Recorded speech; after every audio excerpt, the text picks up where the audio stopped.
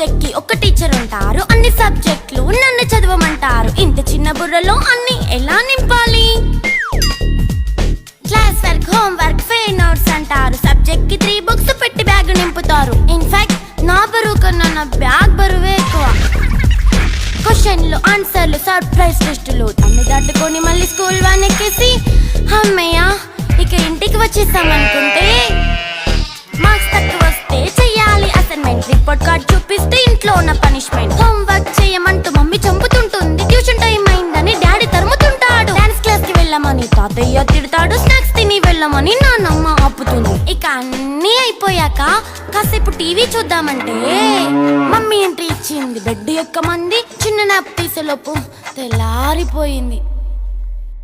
అయ్యో మళ్ళీ మొదలు ఈ స్కూల్ కష్టాలు. ఇక